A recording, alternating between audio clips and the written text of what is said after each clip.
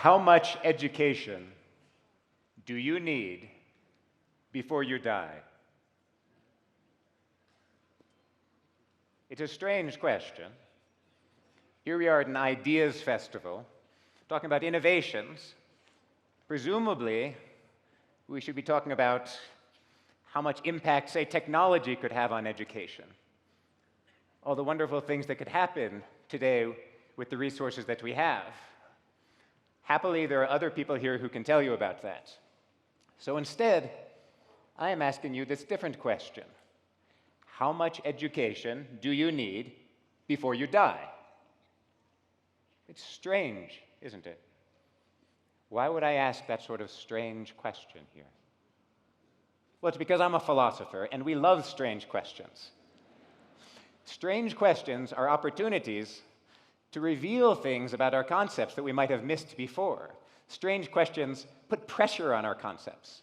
We want to feel the discomfort of a question like that and think, what is it about my concept of education that makes that feel odd? So what I'd like for us to do here today is to do a little philosophy together. I'd like for us to try to notice, how do we respond to that question? What can we learn about how we're thinking of education by that discomfort? Okay? Good. Well, the first thing that comes to mind for me with this question is I think we're asking how much education? Can we measure education? It seems like a natural thing to do in a technological era. Because of the innovations in technology today, we see everything through a technological lens. We have a technological worldview. We're systems builders, and we need to measure everything very precisely so that we can replicate our experiments and foist them on the world. Let's think about if this makes sense to measure education. Well, certainly there's a lot of debate around testing. For the technologist, by the way, the favorite kind of test is a multiple choice test. With a multiple choice test, you don't have to worry about the student running out of control and writing something creative. They just pick one of the options, and the best thing is the computer can grade it automatically. Now, I think with an audience like this, I don't need to spend time criticizing multiple choice tests. But there are other ways, which are less obvious, that our thoughts about measuring education, I think, need to be analyzed. What counts as education? Is there a progression of things that have to be learned, and then that's the education if you go through that progression? In some subjects, like mathematics, that might seem to make sense. There's a series of things you have to learn in order to twiddle your fractions appropriately. But in other subjects, it's an odd notion that there's a sequence of things that would count as education. Think about when reading a great work, maybe a great novel, a piece of history, or even philosophy. You could certainly specify what are the most important things about this work, list them out, and it only counts as education if you learn those things. You could say, here are the learning paths through the text. But something seems off about that. Let's maybe have an example to illustrate it. Plato's Republic. Who here has read Plato's Republic? A tremendous number of you have read it. This is a very well-educated audience. You can put your hands down briefly. Those of you who haven't read it, there's a big film coming out. You'll love it, I'm sure. Well, Plato's Republic, it's a great book. It's a love story, actually, about the love of wisdom. And there's a lot we can learn from it. So those of you who have read it already, I'd like for you to think about what was the most important thing about that book? What struck you and stayed with you? No, you don't have to tell me now. It's okay. You could scribble it down on a little piece of paper, and then maybe share it with somebody else afterwards. A sort of intellectual speed dating. You can share your Plato memories.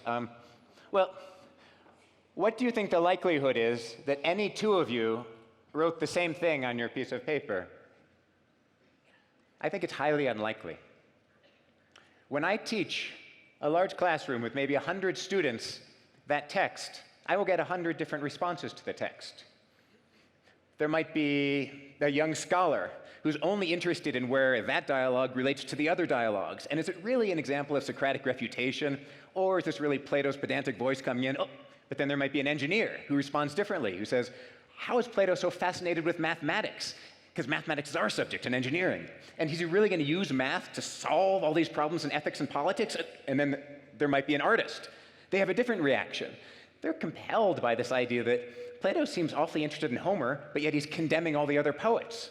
And when Plato is praising reason, right, the best thing to praise, he calls it the song that dialectic sings. So he's using artistic language, which he says is flawed because it's a flawed imitation of reality, to praise reason. And, well, it just goes on and on like that.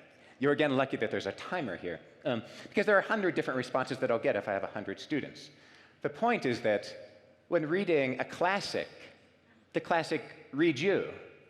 There are infinite number of paths. If you shorten the number of paths, if you say, oh, these are the only important things to learn, it's no longer a great work. So as we go back to our question and we're thinking about education, maybe there's something wrong about the idea that you can list out what counts as education. How else can we understand this concept in our question of measuring education? Well, one might be thinking about just capturing the phenomenon, like education happening, if you could see it in the wild. There's a lot of renewed interest in this now with the increase in learning theory, and we are not far from a time when many classrooms will be equipped with cameras and microphones so that you can actually observe education taking place, as it were. The idea is if you could capture everything about an environment, you could hone in on all the things that happened that led to the learning moment, right? And then you would have known, you could say how much education was there in this classroom or this school district or this country. Well, what couldn't be captured that way? I think of one of the schools I work with, I visited the other day. It was a kindergarten class they were having, and normal kindergarten things were going on, a lot of behavior regulation.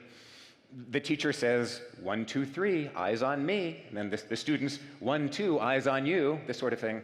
I won't do that exercise with you because you're very attentive already. But that's the warm-up exercise. And then the teacher tells the students, okay, take your workbook and go work on a page of it by yourself. Well, one student in this class, a little 5-year-old girl, she takes her workbook, she comes over, and she sits down right next to me at the table where I'm observing. She has wide eyes and a very shy gaze, and she doesn't look directly at me. She just sits there and starts doing her assignment. It's kind of a neat assignment. There's a kind of a picture of a fruit on one side of a page, and on the other side it says, draw the fruit. And so she traces out the fruit she sees.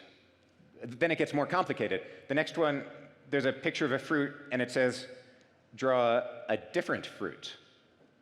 So there's a banana, and she kind of tentatively starts to make an apple-like figure. And then at some point she does this. She doesn't fully look at me. She just turns her head a little bit. And I'm next to her, and I just do this.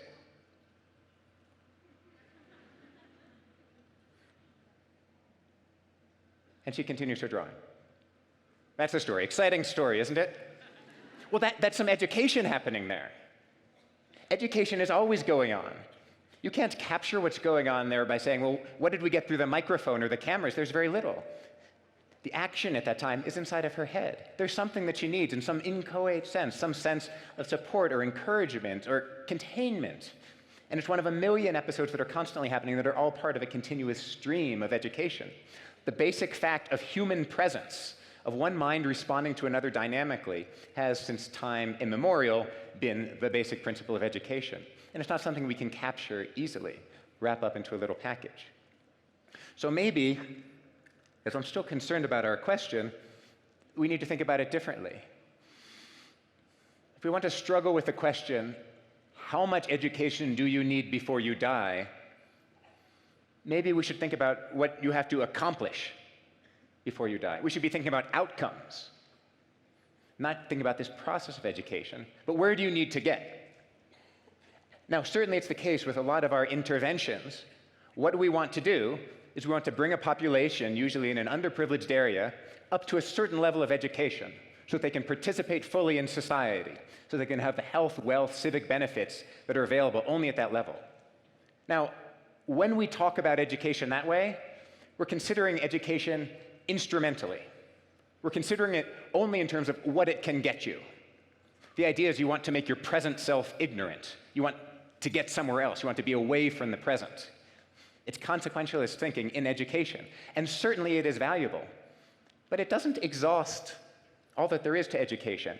And something about our question puts pressure on that idea. What else is there? Well, I have another student who I think exemplifies a different attitude to education. This student's not in a progressive kindergarten or an elite university. This student is in San Quentin State Prison. You might think you shouldn't be teaching in the prison, it's not safe, but actually it's quite safe because the students want to have the program continue, and if it weren't safe, the program would not continue. Not only is it safe, but the students are very respectful and very polite, except for this one student. This student, a big bear of a man, a lot of hair happening in different ways, and a booming voice, and he would interrupt me. I'd be trying to lead a discussion somewhere, and he'd say, "Now hold on there, Professor. Suppose you had human continentality," and I'd be like, "That's not where we're going with the discussion." And he'd say, "Why are you always cutting me off? Why are you always defending these philosophers? I think Aristotle, he's a punk." And I'm like, "That is not appropriate for this class." He says, "Well, what's this philosophy getting us anyway?" So the discussion's not going the way I'd like for it to go in this class. Well, I find out a little bit why this is happening.